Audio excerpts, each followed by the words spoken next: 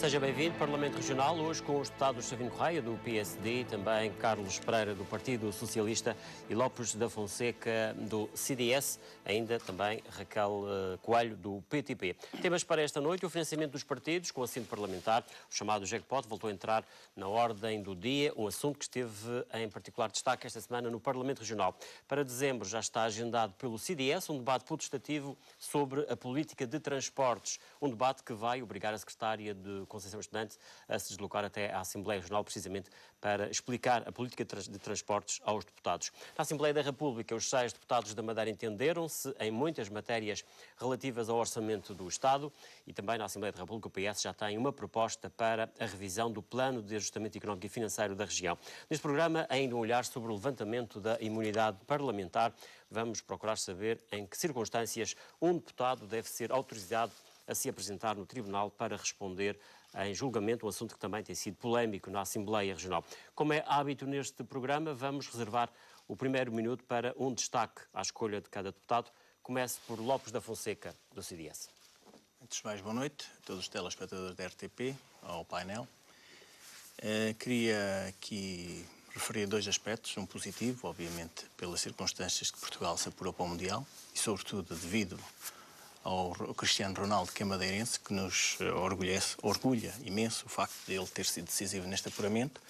E um aspecto negativo foi o acidente sofrido pelo deputado Jacinto Serrão. Daqui, meu nome e do CDS-PP, aqui deixo a minha esperança de que vai ultrapassar mais este desafio da sua vida, porque nós temos crença e acreditamos certamente que o deputado Jacinto Serrão vai ultrapassar mais este combate da sua vida e que melhorará e voltará às lides partidárias. Vamos avançar no programa. Como já referi, para dezembro está agendado pelo CDS um debate putestativo sobre a política de transportes, um debate que vai obrigar naturalmente a secretária com a pasta dos transportes, Conceição Estudante, a se deslocar à Assembleia para explicar esta política. Lopes da Fonseca, quais são as razões que levaram o seu partido a apresentar este debate desta forma? Aliás, um debate sobre uma matéria que é tão sensível aos madeirenses e porto-santenses, não é o facto de estamos numa ilha. E certamente que o facto de estarmos numa ilha, os transportes marítimos, a par dos aéreos, são uma matéria essencial para a economia regional. E nós sabemos que uma matéria como esta, onde não existe neste momento uma estratégia da parte do Governo Regional em relação, sobretudo, aos transportes marítimos, que possam encontrar uma solução idêntica àquela que era realizada pela Naviera Armas, é, obviamente, uma preocupação que as populações têm, o CDS tem e penso que todos os partidos têm. O que nós não entendemos é que depois da saída, sobretudo da Naviera Armas, ainda não se tenha encontrado uma solução para colmatar este ato que foi criado depois da saída da Naviera Armas, no sentido de possibilitar aos madeirenses, sobretudo aqueles que se querem deslocar para o continente e também os continentais e estudantes, sobretudo, querem vir, sobretudo naquelas épocas mais complicadas em que os transportes aéreos são caríssimos, a realização desta operação, que nós entendemos que deverá ser rapidamente encontrada uma solução, seja com o operador do Armas, seja com outro operador, a questão não está aí. A questão está a encontrar uma solução que possa colmatar este ato que foi criado pela saída da Naviera Armas. É preciso que a senhora secretária vá à Assembleia e esclareça de uma vez por todas o que é que se passou, em primeiro lugar, em relação à Naviera Armas. Que esclareça, porque a população madeirense e porto-santense merece que seja esclarecido o facto... A secretária, enfim, o Governo tem dado algumas explicações publicamente ao longo Aliás, deste tempo. tem dado essas explicações. Do seu ponto de vista, não são mas nós também suficientes. sabemos as explicações da parte do contraditório que é a Naviera Armas. Por isso mesmo este debate é fundamental para esclarecer isto. Porque é preciso que não se ouça só a parte do Governo Regional, mas se ouçam também os argumentos da Naviera Armas. Mas ali na Assembleia só vai ter hipótese de ouvir a secretária. Não, na Assembleia vamos confrontar a senhora secretária com documentação, que certamente existe, em relação às propostas que devem ter sido feitas pela Naviera Armas e, eventualmente, as razões que o Governo apresentou, se são suficientemente razões plausíveis para que a Naviera Armas tenha deixado a linha. Porque o que está aqui em causa não é a Naviera Armas, o que está aqui em causa é criar uma operação idêntica àquela que fazia a Naviera Armas, tanto para os madeirenses, tanto para os madeirenses como para a economia. Porque, como sabemos, os produtos que eram transportados pela Naviera Armas chegavam ao consumidor muito mais a política de transportes, valores muito mais baixos. Imagino que não se esgota na questão da Naviera Armas. Não se esgota, aliás, eu frisei isso precisamente. Exatamente. Ou seja, a operação... O CDS tem também outras preocupações. Precisamente. As operações portuárias são fundamentais. Como se sabe, nós, em relação à economia regional, estamos muito penalizados pelas altíssimas taxas que temos na região. Comparáveis com outros portos, sabemos que temos taxas que são 3 vezes e 4 e 5 superiores àquelas que praticam, por exemplo, no continente e até em Canárias. Essa matéria também vai ser escalpelizada na Assembleia Regional. Portanto, este debate é fundamental numa altura em que a economia regional precisa de uma dinamização e os transportes marítimos e as operações portuárias são fundamentais neste momento para subir. Gostava ainda de colocar ali uma questão ao deputado Lopes da Fonseca sobre esta matéria que tem a ver com o seguinte. O facto de o CDS agendar este debate é porque tem conhecimento, eventualmente, que existam outros operadores que não o Armas interessados na linha da Madeira Continente. Aliás, já foi dito aqui pela maioria dos deputados que estão neste painel, de que se houvesse algum incentivo da parte também do Governo Regional, até pelo que disse o deputado Carlos Pereira, na isenção das taxas, tal como existem em relação à operação que é feita para o Porto Santo. E se o Governo Regional, isto é uma matéria que vai ser no debate, vai ser debatida no dia 3 de dezembro, se o Governo Regional considerar, tal como considera a ligação com o Porto Santo, de interesse público, esta ligação para o continente, obviamente tem encontrado as soluções, porque se é de interesse público, provavelmente encontra... E não faltará o operador. Não é de interesse público, a linha não é considerada de interesse público. E não acha que merece que seja considerada de interesse público. Merece, mas é o que eu estou a dizer. O Governo Regional até agora não considera que seja de interesse público. Aliás, a senhora Secretária disse fez uma declaração pública dizendo que não considerava que fosse de interesse público esta ligação com o continente. Vamos confrontá-la no dia 3 de dezembro com esta afirmação. E nessa altura terá o seu lado o deputado Savino Correia, que concorda Claro, consigo relativamente. Outro tema que tem a ver com os 6 deputados da Madeira na Assembleia da República, 4 do PSD, 1 do CDS e 1 do Partido Socialista, assim são, já aqui falamos. Lopes da Fonseca, por parte do CDS, que leitura é que faz de tudo isto? Aliás, a convergência de esforços que os 6 deputados fizeram no sentido de apresentar estas propostas é positiva. Que esse esforço seja depois objetivado é outra questão. Até porque nós sabemos que o PS, o deputado Jacinto Serrão e o deputado Rui Barreto votaram contra o Orçamento de Estado. E os 4 deputados do PSD votaram a favor do Orçamento de Estado, condicionados com a aprovação de propostas que iriam ser debatidas e eventualmente aprovadas na especialidade. Ora, para o CDS, não é o facto de se aprovar uma delas que alterará o sentido do voto do deputado Rui Barreto. Obviamente que não pode ser, porque este Orçamento de Estado, mesmo com estas 6 propostas, não se alteraria muito para a maioria da população madeirense e porto-santense. Os funcionários públicos continuariam a ser penalizados. Está a anunciar aqui claramente que haverá um voto novamente contra o que eu digo é que muito dificilmente o voto do CDS será outro, senão o voto contra. Se conseguirmos a aprovação de algumas destas propostas, nomeadamente aquela que foi aqui referida em relação à Zona Franca, que provavelmente é pacífica, o que eu duvido é que a outra dos 3,5% da sobretaxa fique na região. Duvido que assim seja. Essa sim seria uma matéria fulcral para o Orçamento Regional. Mas aí o Rodrigo poderia votar a favor?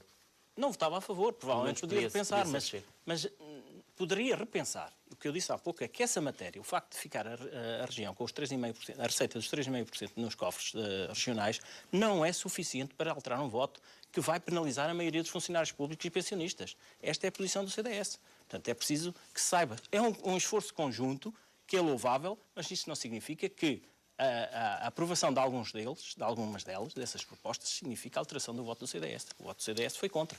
Agora veremos como é que irão votar os 4 deputados do PSD. E o facto de haver este entendimento, enfim, levanta aqui algumas questões. Quer dizer, na República estes 3 partidos conseguem se entender, mas aqui na Madeira praticamente isso nunca aconteceu. Aliás, é preciso ver que as circunstâncias são diferentes. E já temos aqui matérias que eventualmente as circunstâncias são diferentes. De toda a conveniência na Assembleia da República, todos, o interesse dos partidos que estão lá representados é comum para toda a região. O que acontece na região é que o Governo Regional, ao longo destes 35 anos, não considera que as contribuições da oposição, as propostas da oposição, sejam de interesse para a população. Esta que é a circunstância diferente.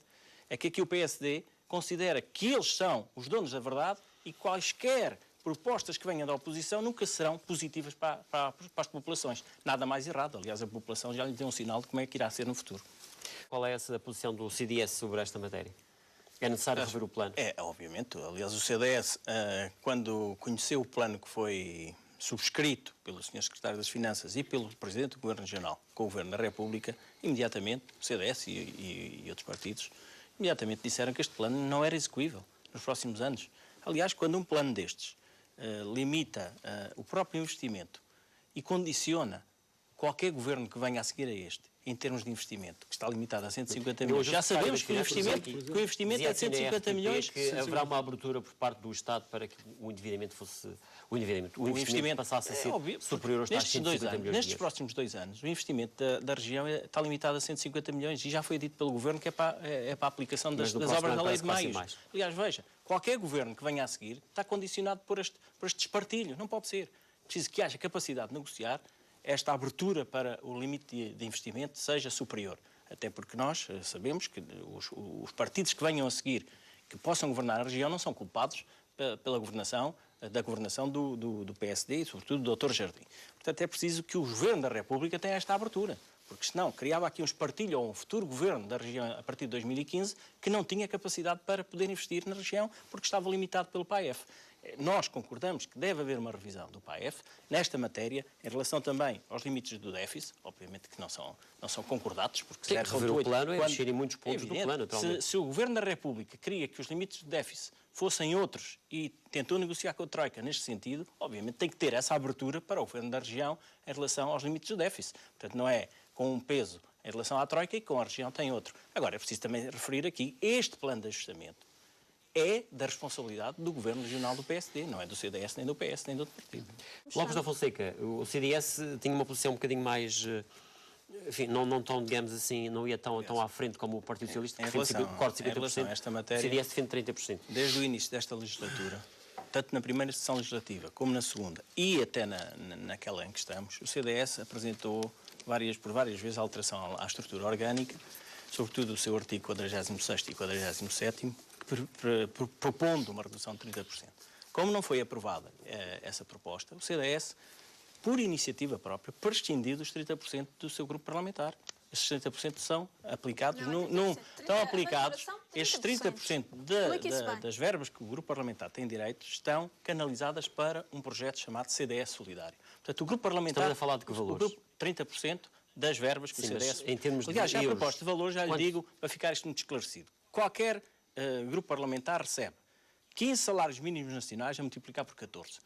Ora, o PTP também recebe isto, só que tem 3. O CDS tem 9, o PS tem 6, o PSD tem 25. Portanto, aqui não há discrepância. O que há é o facto da representatividade parlamentar. Portanto, o PTP recebe também 15 salários mínimos nacionais, regionais, neste caso. 15 salários mínimos regionais vezes 14. Recebe igual, só que tem 3. Preciso ver que os madeirenses também têm que ser esclarecidos. O nosso trabalho é o mesmo. Portanto, a questão é esta. Portanto, estava-se aqui a tentar dizer que os 3 partidos recebiam mais, não recebem mais. Recebem mais porque têm mais deputados. Isso é a representação parlamentar. A senhora deputada, se tiver mais deputados, se a senhora deputada tiver 50 deputados, se tiver os 47 da Assembleia, recebe o dinheiro todo. Então pronto, não vai prescindir dele. Se tiver 47 deputados, recebe o dinheiro todo.